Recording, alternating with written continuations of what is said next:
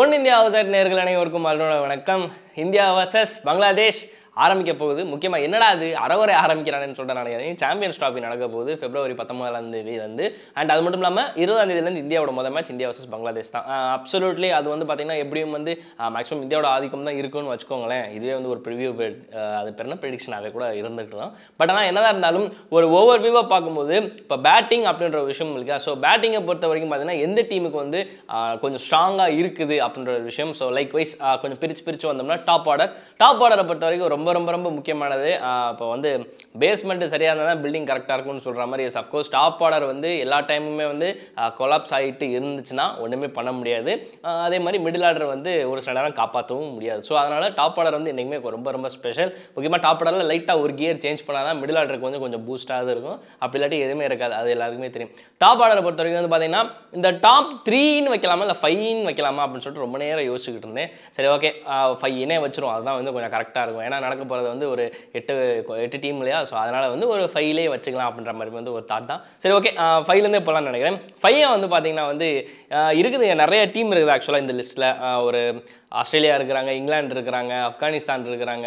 So இந்த மாதிரி நிறைய டீம்கள் இருக்குது. அது போக பார்த்தீங்கன்னா சவுத் ஆஃப்ரிக்கா இருக்கிறாங்க. ஒரு நல்ல தரமான ஒரு டாப் ஆர்டர் கொண்டதா.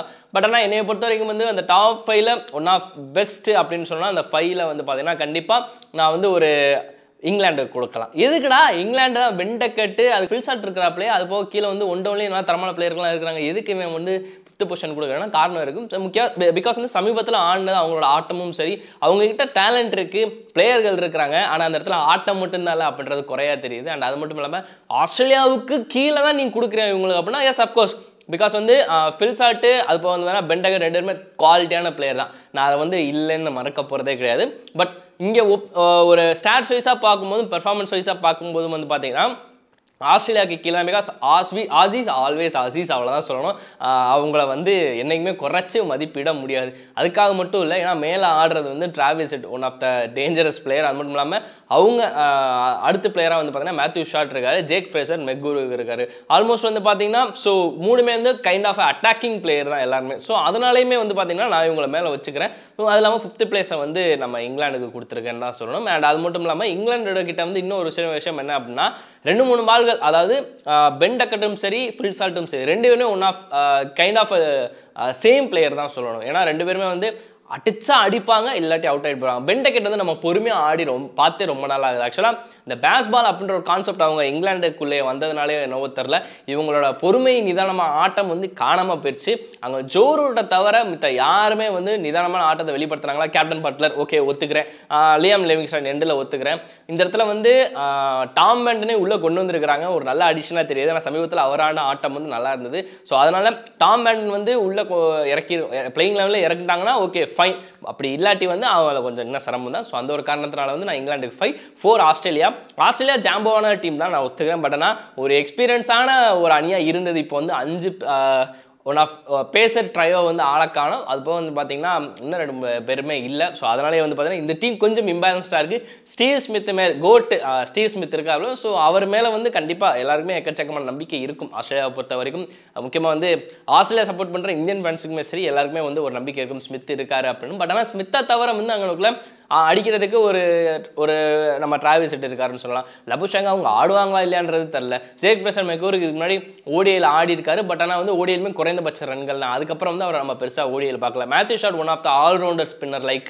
ஸோ அதனால் இவங்க இப்போ ஓப்பனிங் காம்போவே எப்படி இருக்க போகுதுன்னு தெரியல. ஸோ ஓப்பனிங் பார்த்தீங்கன்னா எப்படியும் டிராவிஸ் ஹெட் இருப்பார் அப்படின்ற மாதிரி தான் எல்லாரும் கெஸ் பண்ணுறாங்க. பட் ஆனால் அவர் ஜேக் ஃப்ரேசர் மெக்குருக்கு இருக்கார். ஸோ டிராவிஸ் ஹெட் இந்த இடத்துல நிதானமாக ஆடியாலும் மெக்குருக்கு வேகமாக ஸ்கோர் பண்ணி ஆகுன்ற ஒரு கட்டாயத்தில் இருக்காங்க. அது போக 1 டவுன் ஸ்டீவ் ஸ்மித் கண்டிப்பாக 2 டவுன் லபுஷாங் அப்படின்றத என்னோட ஒரு கணிப்பாக இருக்குது. ஸோ இந்த ஒரு காரணத்தினாலே பார்த்தீங்கன்னா ஆஸ்திரேலியாவுக்கு 4 கொடுக்குறேன். ஓகே, இந்த இடத்துல முதல்ல ஆப்கானிஸ்தான் பற்றி பேசணும். ஆப்கானிஸ்தான் பார்த்தீங்கன்னா ஒரு சத்ரான், ரமட் ஷா, அது போக ராமோலா குர்பா. ஸோ இவங்க 3 பேரோட காம்போ ஒன் ஆஃப் எனக்கு தெரிஞ்சு பக்காவான ஒரு ஆக்ஷன் பேக்கான காம்போவாக தெரியுது. அதனால் பார்த்தீங்கன்னா 3வது இடத்த இவங்களுக்கு முதல்ல இடத்துல கொடுத்துடலாம், 3வது இடத்துல அப்படின்ற மாதிரி நான் யோசிச்சு வச்சுருந்தது.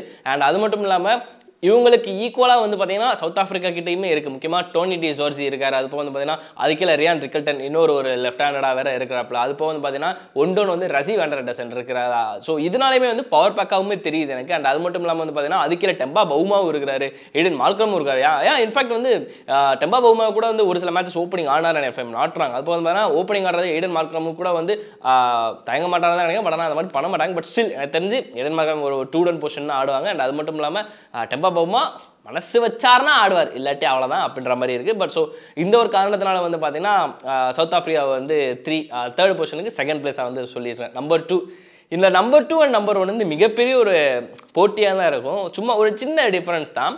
ஒரு சில கட்டாயத்தினால வந்து இவங்களுக்கு 2, ஒரு சில கட்டாயத்தினால அவங்களுக்கு 1 அப்படின்ற மாதிரி நான் பேசி வச்சிருக்கிறேன். சாரி, நான் நினச்சிருக்கிறேன் என்ன அப்படின்னா 2 வந்து டீம் இந்தியாவுக்கும் 1 வந்து கீவீஸ்க்கும் நம்ம நியூஸிக்குமே வந்து கொடுக்குறேன். 1 and 2 வித்தியாசமாக இருக்குது. எல்லாருமே வந்து 1 இந்தியான்னு தான் சொல்லி வச்சிருப்பீங்க. பட் ஸ்டில் இந்த இடத்துல சொல்ல விரும்புறது என்ன அப்படின்னா ரோஹித் சர்மா ஐசிசி டோர்னமெண்ட் வந்துட்டாலே செம்ம ஃபார்ம் எங்கிட்ட இருந்தாலுமே வந்துடுவார். பட் ஆனால் இருந்தாலுமே வந்து அவங்களுக்கு கோலியோட விஷயம் வந்து மிகப்பெரிய ஒரு கன்சர்னாக இருக்குது. அண்ட் அது மட்டும் இல்லாமல் சுமன் கில் எல்லா மேட்சுமே அடிப்பாரான்னு கேட்டிங்கன்னா அது தெரியல. ஆக்சுவலாக வந்து பார்த்தீங்கன்னா சுமன் கில் இதுக்கு முன்னாடி ஆன எல்லா மேட்சுமே வந்து உலகக்கோப்பையும் எடுத்துக்கங்க எல்லாமே வந்து தரமாக தான் ஆடினார். ஆனால் குவாலிஃபைன்ற அதாவது இந்த குவாலிஃபை நாக்ஸ் அப்படின்ற ஒரு நாக் அவுட் டோர்னமெண்ட் அப்படின்ற அந்த இடத்துல வரும்போது சுமன் கில் திணறாரு. ஆனால் அந்த இடத்துல கீவிஸ் அப்படி கிடையாது. கீவிஸ் அந்த எல்லா விதத்துலையுமே சும்மா வெளுத்து வாங்கக்கூடிய ஒரு பிளேயர். அது போல மாதிரி கீவியோட டாப் ஆர்டரை சொல்கிறேன். வில்லியங்கு, அது போக வந்து நம்ம தவான் கான், அதுக்கப்புறம் கீழே கேன் வில்லியம்சன். ஸோ இங்கிட்டு வந்து பார்த்தீங்கன்னா ரோஹித், சுமன் கில், அது போக விராட் கோலி. யஷ்வீர் ஜெய்ஸ்வால் வாய்ப்பு இருக்குமான்னு கேட்டிங்கன்னா கிடையாது. ஏன்னா அதுக்குள்ளே பார்த்தீங்கன்னா ஹர்ஷித் ராணா உள்ள வந்தார். ஸோ மேக்ஸிமம் வந்து ஜெய்ஸ்வாலுக்கு வாய்ப்பு கிடையாது, ஒரு ரிசர்வாக தான் கொண்டு போவாங்க. ஸோ இந்த ஒரு காரணத்தினாலுமே வந்து பார்த்தீங்கன்னா தான் நான் இது பண்ணுறேன். அது மட்டும் இல்லாமல் ஹிட்மேனோட செல்ஃப்லெஸ் நாக்கு வந்து நிறைய நேரத்தில் இந்தியாவுக்கு வந்து பாதிப்படையுது அப்படின்ற ஒரு விஷயமும் இருக்குது. தெவான் கான்வே ஸ்ட்ரைக் ரேட் தான் பஞ்சாயத்தை தவிர அவர் வந்து ஒரு எப்படி சொல்கிறது ஒன் ஆஃப் பெஸ்ட்டில் தான் இருக்கார். இப்போ வரைக்கும் அவர் ரன் அடிக்கிறாருங்க. நான் அதை வந்து நிறைய பேர் ரன்னாகவே ஏற்றுக்க மாட்டாங்க. அவர் ஸ்ட்ரைக் ரேட் தான் பஞ்சாயத்தாக இருக்க தவிர வேறு எதுவுமே கிடையாது. கேன் வில்லியம்சன் நாக் அவுட்டில் சொல்லவே தேவையில்லை. 2015 இப்போ வரைக்குமே வந்து கண்டினியூ பண்ணிட்டு வரார். 2019 எல்லாருக்குமே தெரியும். அண்ட் அது மட்டும் இல்லாமல் அதுக்கடுத்து 2023 வந்து அவர் எப்பேற்பட்ட பர்ஃபார்மன்ஸ் கொடுத்தாருன்றது தெரியும். ஸோ அது கீழே வந்து டேரல் மிச்சல் இருக்காரு. ஸோ எல்லாருமே இருக்காங்க. பிளா கிளென் பிலிப்ஸ் இப்போ தான் 100 வேறு போட்டிருக்காரு. ரச்சின் ரவீந்திரா இன்ஜுரியாக ரிட்டர்ன் உள்ள வந்தாருன்னா அதுவே தரமான ஒரு காம்போவாக இருக்கும் மிடில் ஆர்டரில். பட் இருந்தாலும் ஸோ டாப் 5 வந்து டாப் 2 இவங்களுக்கு கரெக்டாக இருக்கும். அண்ட் டாப் 1 வந்து நான் கண்டிப்பாக நம்ம நியூசிலாந்து தான் சொல்லுவேன். ஸோ இந்த ஒரு காரணத்தில் வந்து அவங்க டாப் 1, இந்த ஒரு காரணத்தில் இந்தியா டாப் 2 நான் சொல்கிறேன். ஸோ உங்களோட ப்ரிடிக்ஷன் என்ன? இந்த மாதிரி எந்த இது டாப் 5 வச்சா கரெக்டாக இருக்கும்ன்றது கீழே கமெண்ட் பண்ணுங்கள். வேறு வீடியோ சந்திக்கிறேன். வணக்கம்.